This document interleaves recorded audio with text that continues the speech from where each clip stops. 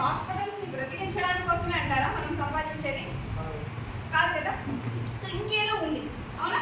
So ఇంకేదో ఉంది అనే దానికోసమే ఇవాళ మిమ్మల్ని మీ ఫ్రెండ్స్, ఫ్యామిలీ మెంబర్స్ వాళ్ళని ఇక్కడికి ఇన్వైట్ చేశారండి. ఒక్కసారి వాళ్ళందరి కోసము గట్టి చప్పట్లతో వాళ్ళకి థ్యాంక్స్.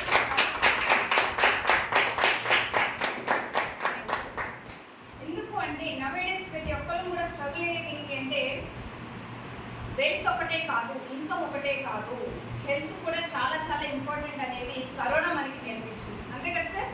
కరోనాలో మనకి ఏంటి, ఎంత మనకు సోర్స్ ఆఫ్ ఇన్కమ్ ఉన్నా కూడా ఆగిపోవాల్సి వచ్చింది. ఇంట్లో నుంచి బయటికి వెళ్ళలేని పరిస్థితి. ఎందుకు? ఆరోగ్యమే మెయిన్ ఇంపార్టెంట్. బ్రతుకు జీవిడా మనం బ్రతుకుంటే మళ్ళీ తర్వాత ఇంకేమైనా కొత్తగా లైఫ్ని స్టార్ట్ చేసుకోవచ్చు అనుకున్నాం.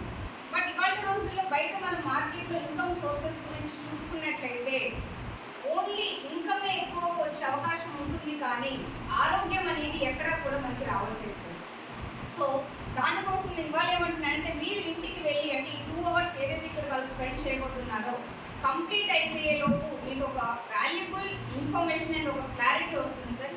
అంటే హెల్త్ అండ్ వెల్త్ కాన్సెప్ట్ మనకి కనుక అందుబాటులోకి వచ్చింది అనుకోండి, దాన్ని కనుక మనం చేసుకోగలిగితే మనము ఇందాక మనం అనుకున్నట్టు సార్ కూడా చెప్పినట్టు ఏంటంటే బెటర్ లైఫ్ స్టైల్కి ఒక అద్భుతమైన ఎగ్జాంపుల్స్గా మనం మన ఫ్యామిలీస్లో మనం లీడ్ చేసుకోవచ్చు అనే క్లారిటీ అనేది ఎండ్ వరకు ఇస్తాం. ఓకేనా సార్? సో రెడీగా ఉన్నారా? తెలుసుకుందామా? సో ఇందాక సార్ అడిగినట్టు అసలు మనము ఎందుకు సంపాదిస్తున్నాము అనే దాని గురించి చెప్పారు కదా సార్. ఫ్యామిలీ గురించి కావచ్చు, లేదా మన గురించి కావచ్చు, లేదా సొసైటీలో మనము లీడ్ చేయడం కోసం అనుకున్నాం.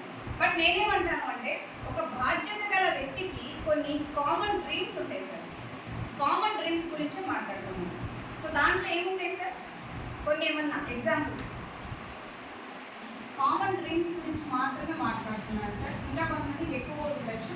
దాంట్లో ఫస్ట్ వచ్చేసి చాలా మందికి సొంత ఇల్లు అనేది ఒక అద్భుతమైన కళగా ఉంటుంది, అవునా సార్? సో బాధ్యత గల వ్యక్తికి ఏంటంటే కామన్ డ్రీమ్స్ ఏంటి? ఓన్ హౌస్ అనేది, రైట్? సో దీంతో పాటు ఇందాక పిల్లలు ఉన్నారు. సో చిల్డ్రన్స్ ఎడ్యుకేషన్ కూడా ఒక డ్రీమ్గానే ఉంటుంది సార్, అవునా? రైట్? సో దానిలో కార్ అనేది కామన్ నీడ్ అయిపోయిందా లేదా సార్?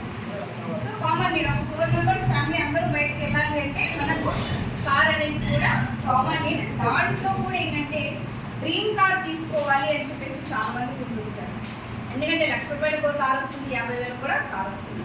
బట్ డ్రీమ్ కార్ అంటే ఎలా ఉండాలి అంటే మనము బయటకు వెళ్తున్నాము అంటే సేఫ్టీ అండ్ సెక్యూరిటీ ఉండాలి, మన ఫ్యామిలీతో బయటికి వెళ్ళాలంటే. సో డ్రీమ్ కార్ కూడా చాలా మందికి ఉంటుంది, ఒక కలగానే తీసుకోవాలి. నెక్స్ట్ వచ్చేసి టూర్స్ అండ్ ట్రావెల్స్ కూడా ఉంటుంది సార్ చాలా మంది. ఎంతమంది టూర్స్ అండ్ ట్రావెల్కి వెళ్ళాలని ఇంట్రెస్ట్ ఉంటుంది సార్? చాలా మందికి ఏంటంటే టూర్స్ అండ్ ట్రావెల్స్ అయితే సంవత్సరానికి ఒకసారి ఏదో ఒక దేవస్థానానికి మనం వెళ్ళొస్తే చాలు, మన ఫ్యామిలీ మెంబర్స్ని ఇయర్లీ అలా వెకేషన్కి తీసుకెళ్ళినట్టు అనుకుంటాం. బట్ ఏంటంటే ఈ ప్రపంచం చాలా అందంగా ఉంది. సో ఒక్కసారి ఈ ప్రపంచాన్ని మనము చుట్టూ చూసి రావాలి అనేది చాలా మందికి ఒక డ్రీమ్గా ఉంటుంది. సో నెక్స్ట్ వచ్చేసి ఏంటి అంటే పిల్లల మ్యారేజెస్ చూడగల కదా సార్. సో చాలా మంది వాళ్ళ మ్యారేజెస్ కూడా చాలా గ్రాండ్గా చేసుకుంటున్నారు, వాళ్ళ పిల్లల పెళ్ళి ఇంత బాగా చేస్తున్నారు. సో మనం కూడా మనకున్న దాంట్లో మంచిగా పిల్లలకి మ్యారేజెస్ చేయాలి అని చెప్పేసి కూడా ఒక కలగా ఉంటుంది. నెక్స్ట్ వచ్చేసి అందరూ కూడా ఇందాక చెప్పారు మనం జాబ్ ఆర్ బిజినెస్ చేసుకుంటున్నాము. బట్ ఎంత జాబ్ ఆర్ బిజినెస్ చేసినా రేపటి నాడు మన పిల్లలు మనల్ని చూస్తారు అనే కాన్ఫిడెన్స్ ఎవరికన్నా ఉందా సార్? జస్ట్ హ్యాండ్స్ రేస్ చేయొచ్చు.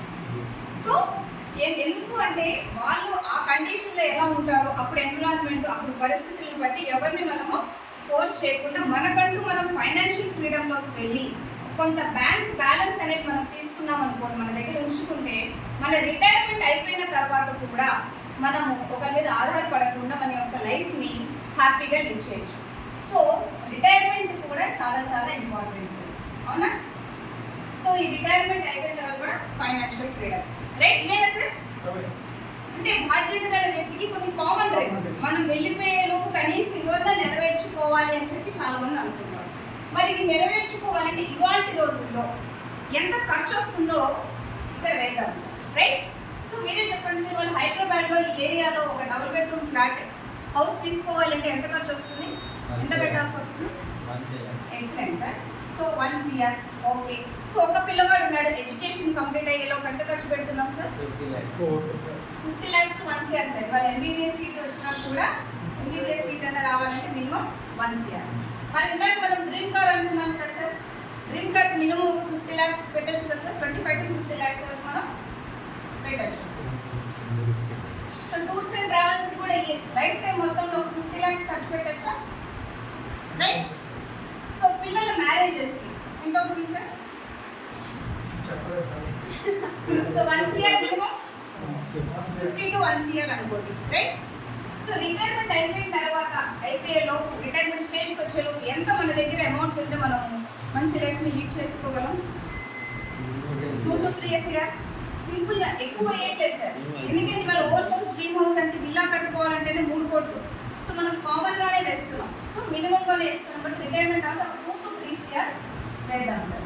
సో నాకు కొంచెం క్యాల్కులేషన్ హెల్ప్ చేస్తారా? నేను మ్యాథ్స్లో కొంచెం చూడండి. ఎంత సార్? 2, 3, 4, 5, 6, 7 CR. రైట్. సో మరి 7 CR మనం వేసిన లెక్క ప్రకారం మనము హెల్తీగా అంటే ఆరోగ్యంగా ఉన్నంత లోపే మనకి సంపాదించాలి లైఫ్ టైంలో. అంతే కదా సార్? అదే కదా దీని అర్థం. రైట్. సో ఇది సంపాదించాలంటే మన దగ్గర ఆప్షన్స్ ఏమున్నాయి? Job or business. ఈ రెండే కదా సార్. Job or business. ఈ రెండింటి ద్వారానే మనము వీటిని నెరవేర్చుకోవాలి అని మనము ప్రయత్నిస్తూ ఉన్నాం. బట్ జాబ్లో సాధ్యం అవుతుందా చూద్దాం అది కూడా. సో ఫర్ ఎగ్జాంపుల్ 1,00,000 రూపాయలు పర్ మంత్ సంపాదించే ఒక వ్యక్తికి ఈ 7 CR సంపాదించలేడా తన లైఫ్ టైంలో? సంపాదించలేడంట. అది కూడా క్యాలిక్యులేషన్ వేద్దాం. ఒక 1 lakh పర్ మంత్ సంపాదిస్తుంటే 50K ఖర్చులకు పోను 50K సేవింగ్స్ వెళ్ళినా కూడా ఒక 2 CR సంపాదించాలి అంటే ఒక 33 years అనేది టైం పడుతుంది సార్. అప్పటికి లైఫ్ ఉందా అయిపోయిందా?